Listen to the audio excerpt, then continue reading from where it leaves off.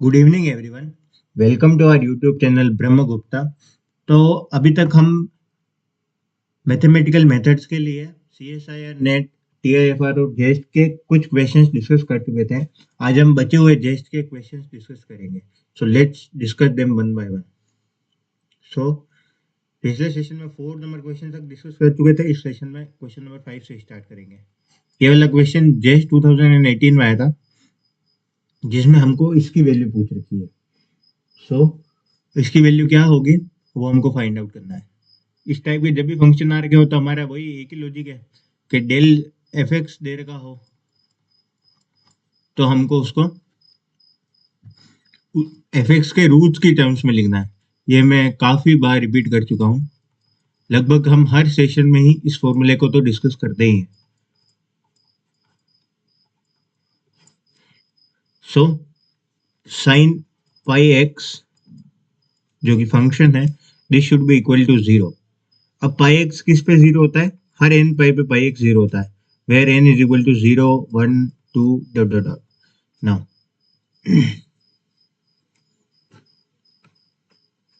सो यहाँ से pi x is equal to क्या आ जाएगा? एन पाई। पाई से पाई कैंसिल हो जाएगा, एन इज इक्वल टू आ जाएगा x. Now we have got the condition, यानी कि हर एक्स आई की जगह पे एन लिख देंगे। तो जो डेल ऑफ साइन एक्स है, साइन पाई एक्स है, इसको हम लिख पाएंगे summation over n del x minus n upon जो भी एफ प्राइम है, एफ प्राइम यानी कोस, तो यहाँ डिवाइड में आ जाएगा cos of n pi, cos of n pi to the power, यहाँ पे पाई भी आ जाएगा क्योंकि पाई एक्स का होगा तो पाई भी आ जाएगा। This is how it is going to unfold. So इसको अगर आप लिखेंगे तो ये हो जाएगा sine n del x minus n, और नीचे सिर्फ बच जाएगा पाई। कोस एन पाई या तो -1 होगा या +1 होगा, पर क्योंकि बाहर मॉड्यूलस लग रहा है इसलिए सिर्फ हम पॉजिटिव वैल्यू ही कंसिडर करेंगे, क्योंकि नेगेटिव वैल्यू भी पॉजिटिव हो जाएगी। नाउ इस वाले इंटीग्रेशन की वैल्यू फाइंड आउट करनी है।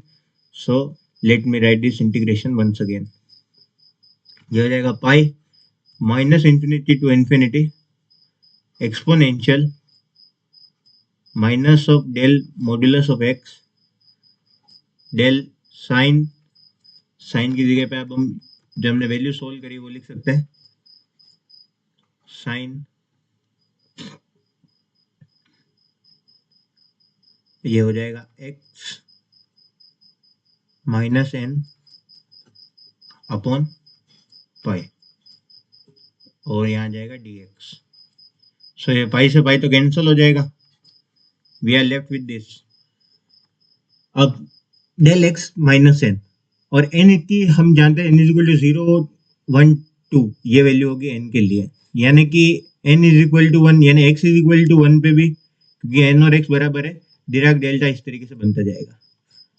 So this is a even function. But अगर हम इसको अगर इवन फंक्शन मान के लिमिट तोड़ते हैं 0 से पाई और 2 से मल्टीप्लाई करते हैं, एक्सपोनेंशियल की सिर्फ नेगेटिव वाली वैल्यू कंसीडर करते हैं, और दिया जाएगा del n x minus n, क्योंकि डेल यानी डिराक डेल्टा एक इवन फंक्शन होता है। तो यहाँ पे एक प्रॉब्लम आएगी। अब अगर हम 0 से कंसीडर करें तो जो इधर इस साइड वाला डिराक डेल्टा था, यानी कि ये वाला जो डिराक डेल्टा था वो नहीं आएगा। डिराक डेल्टा सिर्फ पॉजिटिव वाला आएगा और पॉजिटिव वाले ही कंसीडर होंगे। सो डेल पे जो x इज इक्वल टू 0 या n इज इक्वल टू 0 पे जो वैल्यू होगी, उसका जो स्ट्रेंथ होगी वो सिर्फ आधी होगी। जो नॉर्मल डिराक डेल्टा है उसके कंपेयर में उसकी स्ट्रेंथ सिर्फ आधी होगी। बस हमको यही बात याद रखनी है। So if we solve this further, ये हो जाएगा 2 0 से पाई, या फिर इसको डायरेक्ट भी सोल्व कर सकते हैं, but let solve this by method.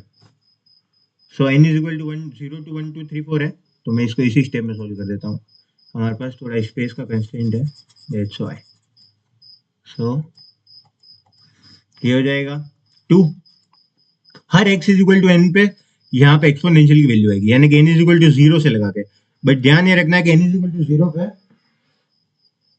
To 0 पे जो वैल्यू होगी वो e to the power minus 0 तो होगी, बट उसकी स्ट्रेंथ हाफ ही रहेगी। सिमिलरली फिर आगे -1 हो जाएगा, plus e to the power -2 हो जाएगा, एंड सो ऑन। इस तरीके से इसकी वैल्यू आ जाएगी। ये बेसिक डिराक डेल्टा की प्रॉपर्टी जो लगभग हम हर सेशन में डिस्कस कर रहे हैं। सो अब हम इसको कैसे सोल्व कर सकते हैं? ये हो जाएगा 2, ये हो जाएगा 1/2, और बाद वाले को हम एक्सपोनेंशियल के सम फॉर्मूले से, यानी कि a/1 - r से सोल्व करेंगे। तो a क्या हो जाएगा, e to the power -1 upon r क्या हो जाएगा, same e to the power -1। So जब आप इसको सोल्व करेंगे, स्पेस का कंस्ट्रेंट है, इसके लिए मैं इसको काफी स्टेप्स स्केप करके आपको सोल्व करवा रहा हूँ। तो हो जाएगा 1 + 2 अपॉन e-1। सो अगर आप इसको सोल्व करेंगे तो हो जाएगा e + 1 अपॉन e-1।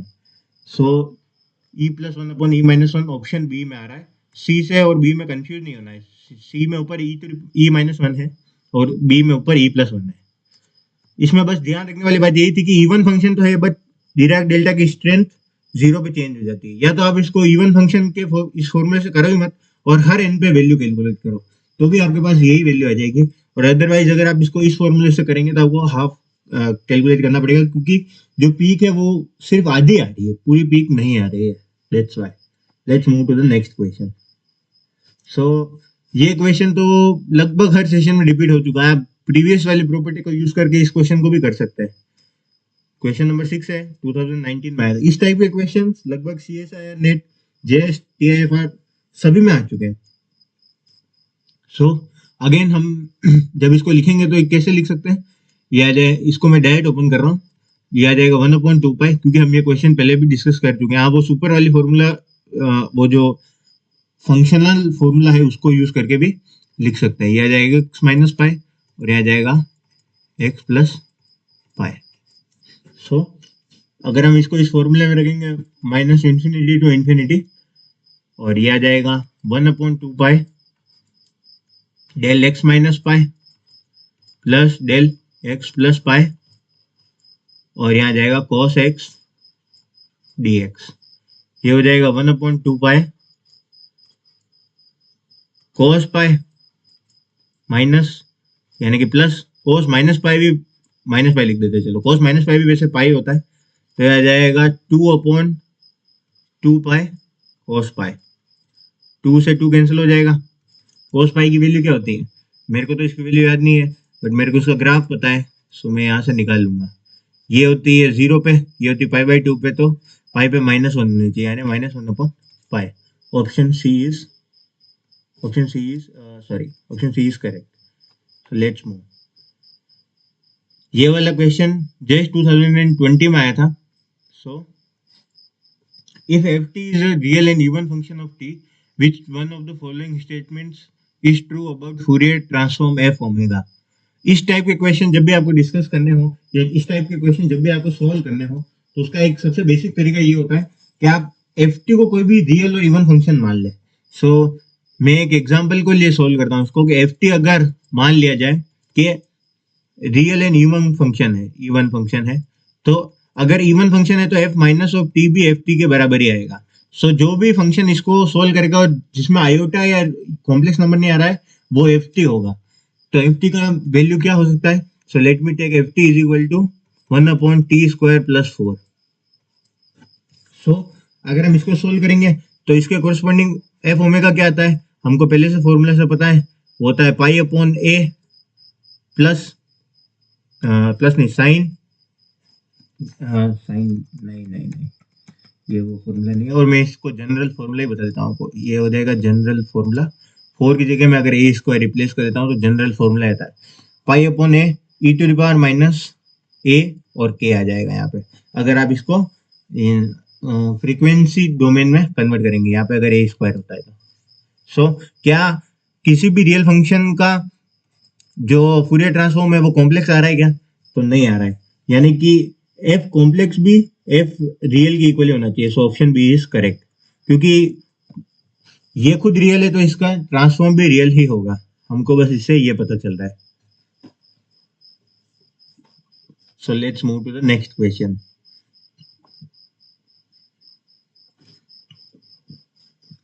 ये वाला क्वेश्चन जस्ट 2020 में आया था।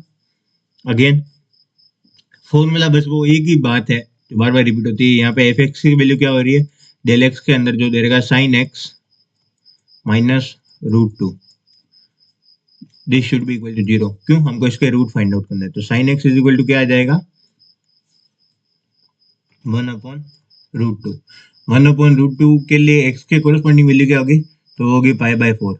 मैं सिर्फ π/4 ही क्यों ले रहा हूँ, क्योंकि हमको 0 से और π/2 के बीच में दे रहेगा। अदरवाइज तो डेल एक्स आप जानते हैं 0 हो जाएगा। दैट्स वाई मैं सिर्फ x की जगह पे π/4 ही ले रहा हूँ।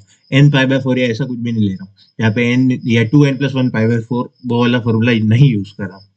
सो अगर हमको x की π/4 वैल्यू मिल गई है तो हम इसको कैसे लिख सकते हैं, हम इस इंटीग्रेशन के अंदर के डिराक डेल्टा को इस तरीके से लिख सकते हैं। ये हो जाएगा x और डेल की जगह पे आ जाएगा x माइनस π/4। दूसरे x नहीं आएंगे, आप जानते हैं, क्योंकि वो π/2 और 0 के बाहर है, जैसा कि मैं पहले बता चुका हूँ। इस इंटीग्रेशन को सोल्व करना बहुत आसान है। डिराक डेल्टा की प्रॉपर्टी होती है कि जो भी यहाँ पे होता है वो इस फंक्शन में वैल्यू रख देनी है, इस वाले में। सो ये हो जाएगा π/4। सो अगर हम इसको सोल्व करेंगे तो ये आ जाएगा, ये π/4 से π/4 कट जाएगा, ये 4 से 25। सो 25√2 इसका सही आंसर होना चाहिए, बट अपने एक मिस्टेक करी है। साइन एक्स तो हो जाता है, पर इसके नीचे फिर कोस यानी कि इसका डिफरेंशिएशन वाली टर्म भी आती है। जो भी अंदर डिफरेंशिएशन दे रखा हो तो नीचे वाले का डिफरेंशिएशन हो जाएगा cos 2, साइन का हो जाएगा cos की जगह π/4। सो ये वाली टर्म भी आनी चाहिए। तो इसके कोरस्पॉन्डिंग अगर हम लिखेंगे तो इसकी वैल्यू हो जाएगी इसकी वैल्यू कितनी हो जाएगी, 2/1/√2, यानी 1 इसकी वैल्यू √2 हो जाएगी। और ये नीचे है तो इसकी वैल्यू 1/√2 हो जाएगी। कॉस नीचे इसलिए √2 से √2 कैंसिल हो जाएगा। So we are left with 25। So इस इंटीग्रेशन की वैल्यू क्या हो जाएगी, 25। Let's move to the next question and certainly the last question for today. So again ये वही क्वेश्चन है, ऐसा क्वेश्चन हम पहले डिस्कस कर चुके हैं। सो ये वाला क्वेश्चन जस्ट 2024 में आया था डायरेक्ट। सो इसमें कंसीडर द फूरियर ट्रांसफॉर्म दे रखा है। फूरियर ट्रांसफॉर्म की एक डेफिनेशन दे रखी है, जो क्वेश्चन में डेफिनेशन दे रखी है वही डेफिनेशन यूज करनी है अपने हिसाब से। जो आपने पढ़ी वो डेफिनेशन यूज नहीं करनी। जैसे कि यहाँ पे 1/√2π आना चाहिए था, अगर मैं अपनी डेफिनेशन यूज करता, पर उसने नहीं दे रखा तब उनको भी यूज नहीं करना है। Where f(x) is equal to 1/√x दे रखा है। सो अगर आप इसको सोल्व करना चाहेंगे तो ये क्या हो जाएगा, मैं इसको एक बार लिख देता हूँ। जीपी की वैल्यू क्या आ जाएगी, GP is equal to -∞ to ∞, f) की जगह आ जाएगा 1/√x exponential iota px dx। So अगर हम इसको सोल्व करना चाहेंगे तो हम इसको सोल्व कैसे कर पाएंगे, थोड़ा सा अगर आप सोचेंगे तो आपको आइडिया लग जाएगा। इसको सोल्व करने के लिए हमको इसकी लिमिट तोड़नी पड़ेगी, जहाँ पे भी x की वैल्यू चेंज होगी, क्योंकि x मॉड्यूलस दे रखा है। तो -∞ to ∞ में, -∞ to 0 में जो x होगा वो नेगेटिव वैल्यू देगा। सो ये हो जाएगा -(x) exponential iota px dx plus 0 से ∞, ये हो जाएगा 1/√x exponential iota px dx।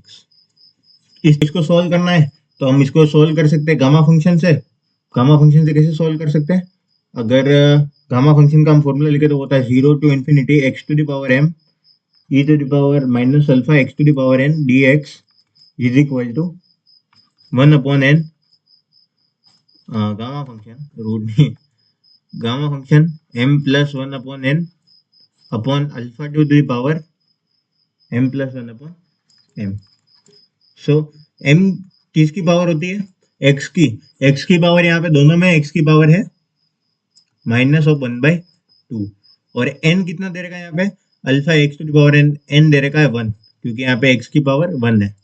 सो दोनों में x की पावर 1 ही है। सो अगर हम इसको सोल्व करेंगे तो हमको तो इस न्यूमरेटर से तो कोई मतलब ही नहीं, क्योंकि इसको इन्हें कांस्टेंट डिक्लेयर कर रखा है। अल्फा से मतलब है यानी कि आयोटा p, यानी 1/आयोटा p है, उसकी पावर m plus 1/n हो जाएगी। सो m plus 1 यानी -12 + 1, -12 + 1 कितना हो जाएगा 1/2, और 1/2 अपन 1 हो जाएगा, अगेन 1/2 ही आ जाएगा। सो ये बच जाएगा एनीथिंग बीटा, यानी कोई भी कांस्टेंट। मैं इसको सिंपल तरीके से करने का तरीका बता रहा हूँ, अपॉन √p। इस तरीके से भी आप इसको सोल्व कर सकते हैं। सो हमारा आंसर हो जाएगा आंसर ए, और कोई सा आंसर मैच भी नहीं हो रहा है, वैसे भी रूट के अंदर में कोई सा भी नहीं है, सो इसलिए आंसर ए हो जाएगा। Thank you everyone for listening to me for that long. और आपको इस वीडियो के रिगार्डिंग कोई भी सजेशन हो तो please do let me know in the comment section. और आप चाहते हैं कि हम और कोई भी सब्जेक्ट या और कोई भी टॉपिक कवर करें, सो उसकी रिगार्डिंग भी आप हमको कमेंट में सजेस्ट कर सकते हैं। Thank you.